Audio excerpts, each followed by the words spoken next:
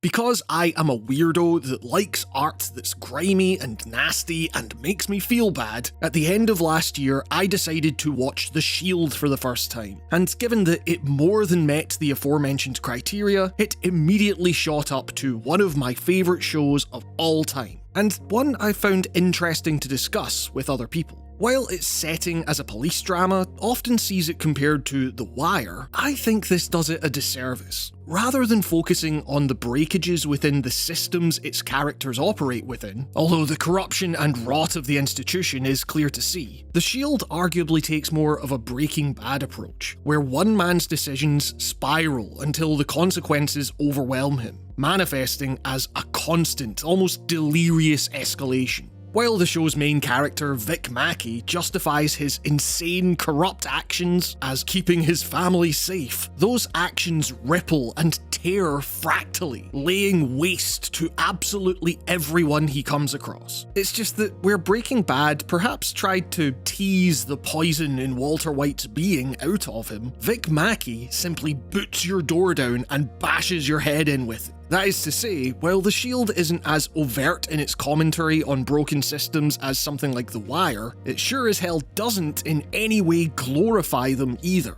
It's a rare cop show where you can really truly say, with the exception of maybe Detective Wims, there are no actual good guys, where there really is no barrier even attempted to be shown between the cops and the gangs they police. There is zero delineation. You mean these are the people we're supposed to trust with our safety? The show seems to exclaim. As deals are done, bullshit codes are upheld, unflinching brutality is inflicted on almost exclusively people of colour, and no justice is ever actually served.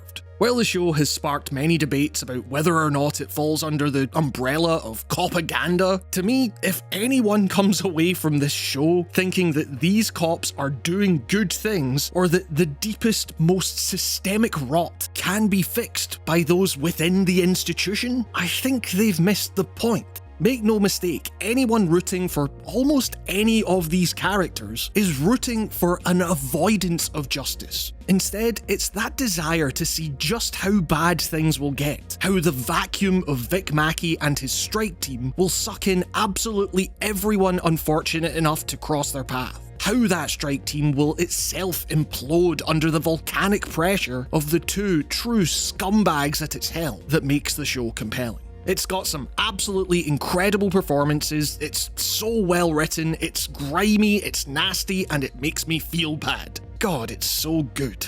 And it was a real shock then to discover that not only did a PS2 adaptation of the show exist, but it's widely considered to be one of the worst games ever made. As someone fascinated with adaptation as a practice, how one is able to capture the essence of a show through interaction, even if you're not directly recreating the show's events, and as someone who loves a good train wreck of a video game from time to time, I simply had to know. And a couple of mercifully short hours later, I knew.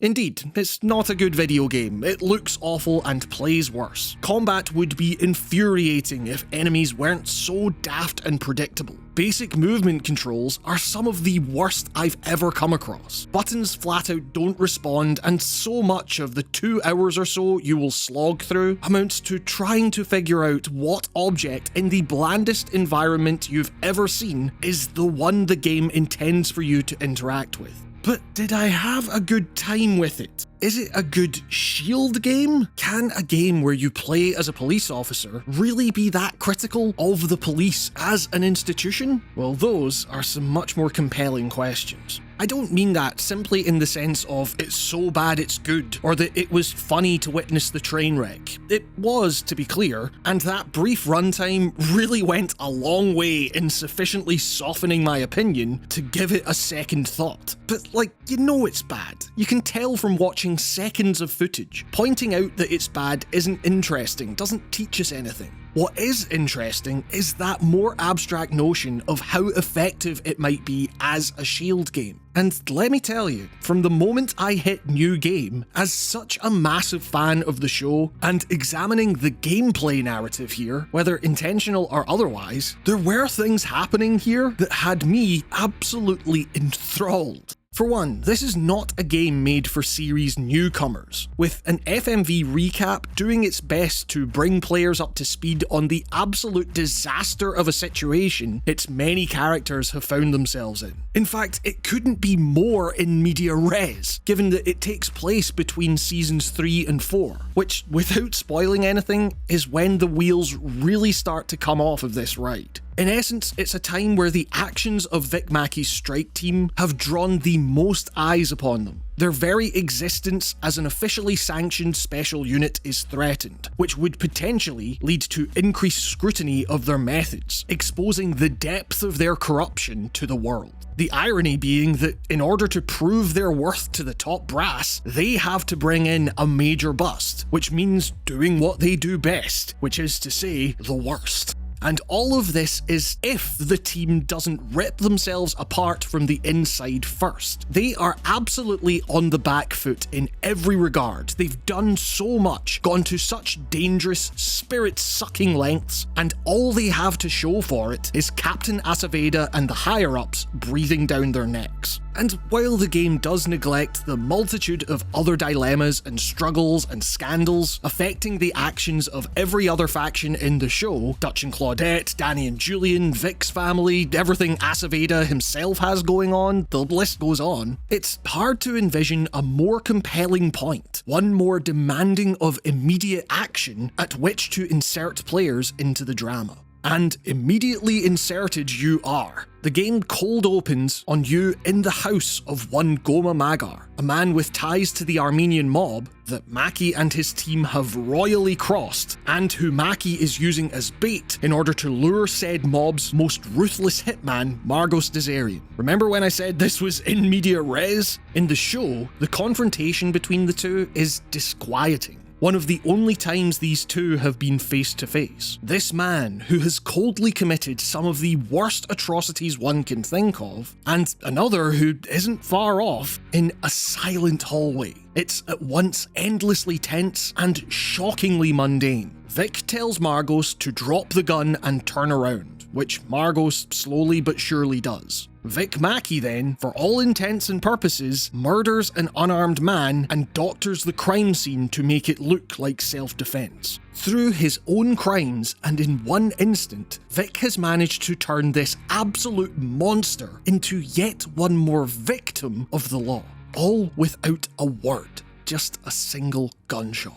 And in the game, we get some pretty laughable voice acting that sees Margos explicitly saying that all of this is against the law and will get Vic Mackey in trouble. It's bad. It's really bad. Perhaps necessary, sure, given the wealth of information the game has just dumped on you and breezed past and dropped you in the middle of, but certainly inelegant to give it way more charity than it deserves. It's the most video gamey way of portraying this crucial scene you could possibly imagine. And yet, where some of that elegance is potentially regained is in the way that your own gameplay informs this scene. See, this is the point at which the game introduces the heat meter, a sort of morality system in which filling up the gauge by performing acts unbecoming of the badge, you will get a game over. And I have to say, there is something kind of legitimately neat, dare I say Spec Ops The Line-esque, about a game explaining to you the need to keep this meter down at all costs, and then immediately following that up with a message telling you in no uncertain terms to gun down a man complying with police orders, that there's no choice not to do so.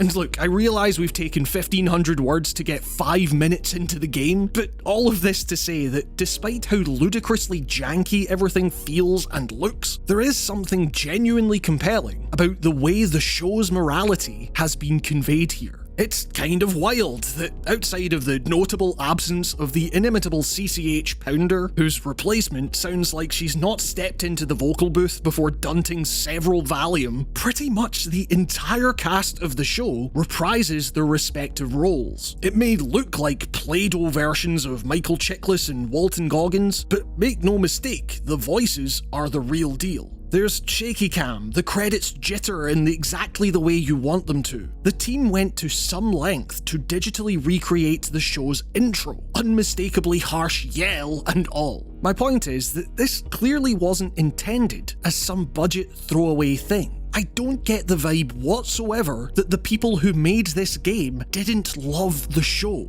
There's an ambition in production, narrative, and systems that suggests, much akin to something like Ride to Hell, this was meant to be a far bigger project than the end product lets on. And nowhere is this ambition more apparent than when you return from your murderous misadventures to the central hub of the show, the former church turned police headquarters, what was originally meant to be the titular barn. Now, it might sound mad, given that the barn is a simply structured building, rendered simplistically, but navigating this place proved to be quite thrilling, with such simplicity more than working in the game's favour. This building is as much a character as anyone wandering its cramped interior, a kind of claustrophobia heightening the irony that a former church is the site of such transgression. So many of the show's tensest encounters, its biggest reveals, emerge from the slightest of angles a character might have on another part of the building, viewing the holding cell from the interrogation room, or that same interrogation room from the surveillance feed. These gaps, these scantest of sightlines, make for moments of immeasurable consequence, and rendering it all with a geographical consistency that mirrors the show makes exploring the barn as a virtual space, as awkward as said movement can often be, and as limited as your interactions with fellow officers are, placing yourself in those situations where you can see just down the hall at the exact angle where everything falls apart for Shane, for instance, is honestly enthralling in a way I never expected from a game decried as one of the worst licensed titles of all time. And it's here where the heat system gets expanded upon as well, where, like the show, you can choose to pocket the goods you pick up via the world's most boring search minigame, cashing them into your retirement fund, or sacrificing them to the evidence locker as a means of bringing down your heat level between missions. It's not only in line with the aims of the characters in the show, not only thematically consistent, in theory, also acts as a kind of choose-your-own-difficulty mechanic. You get to choose between missions how much risk you're willing to take on for the next one. In theory, it's pretty smart. Similarly, when, say, the unlistenably awful butt rock soundtrack cuts out and you're silently, slowly lurching your way through one more almost post-apocalyptic apartment complex as only Michael Chiklis could, getting gunned down in an instant by an enemy you couldn't see, it's hard not to argue that there's something at least notionally convincing about the mechanical, aesthetic melange at play here, no matter how unintentional or, well, unmistakably, almost unplayably janky it may be. And it's here where, unfortunately, theory meets practice, where the reality of the game becomes unavoidable. Whatever ambition may be clear to see, that doesn't mean it ends up realised, or even gets particularly close. As much as I said it wasn't that interesting to talk about, the Shield really is awful to actually play. Vic goes down easily if you're out in the open, so the alternative is that you use the worst cover system of all time to poke your head out and take out the enemies one at a time. They'll only hit you if the game decides that a wall is no longer a wall for some reason, which does happen more frequently than you might expect. That heat system is, as I say, cool in theory, but in practice amounts to naught. I suppose you could cash in that contraband into your retirement fund for the sake of accessing the worst unlockable extras you can possibly imagine, but otherwise, there's no reason not to just put it all in evidence and reset your heat meter for the next mission. Otherwise, slaughtering the number of people that you do, you're just going to have to get to the point more quickly, where you have to bring that meter down by shooting people in the arms instead, disarming them and getting them to surrender so that you can actually approach and go through the tedious process of arresting them. You could engage in woefully unresponsive hand-to-hand combat with these people you need to interrogate, or more often than not, you could just whip out your gun and skip the entire thing with no penalty. In other words, it all gets a bit overly video gamey. Perhaps fine, you might say, except for the fact that, well, this is all extreme police brutality. Something that, where the show is more readily able to exemplify its stance on, the very structure of a game, framing it as something the player must succeed at in order to proceed, makes for a much more delicate dance, and one where the shield on PS2 absolutely fumbles. Case in point, the interrogation mechanic. Even setting aside the tedium I previously mentioned of simply finding the object you're meant to engage with as you drag your suspect around these bland environments, the way the game frames them is deeply uncomfortable, and not intentionally.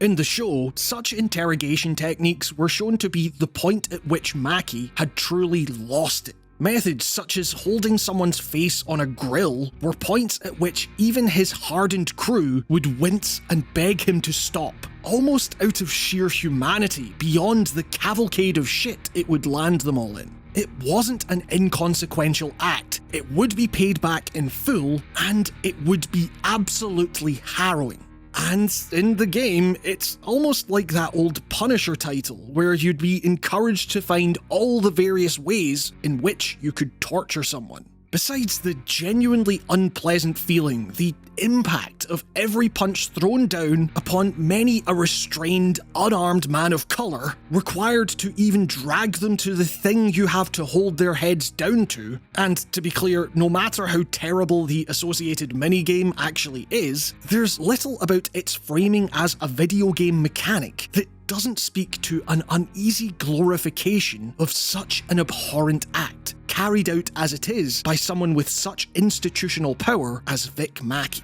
The casual but intense racism of many of the show's characters made some amount of sense. You were meant to view them as racist scumbags. By making those remarks the reward for a kind of whack-a-mole minigame, well, to say it undermines what the show is going for would be an understatement.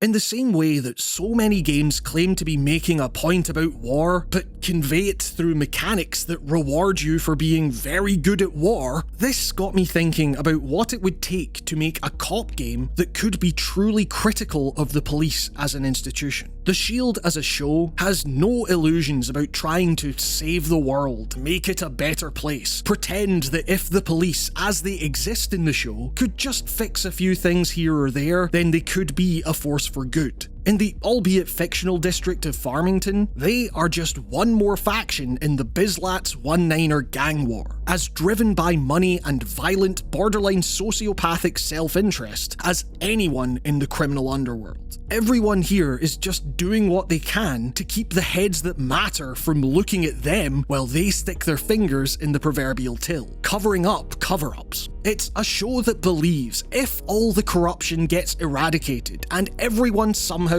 gets on board and follows the rules and does everything by the book, the best case scenario is equally ineffective, equally unjust bureaucracy. It's failure all the way down. And it's hard to imagine any game where there exists a win state, a goal to strive for, especially a 2007 low-budget licensed PS2 game with all the ambition in the world effectively confronting that dilemma. But then there's the ending, or endings. Confronting the leader of the Armenian mob, you're essentially presented with a multiple choice scenario. Take a bribe, kill him, or plant some heroin. Some of these lead to surprisingly substantial outcomes, such as Lem rejoining the team after his self-imposed leave of absence. But one in particular really stood out to me. In testing the limits of the systems here, I decide to arrest him and take the bribe anyway, figuring that's exactly what Vic Mackey would do.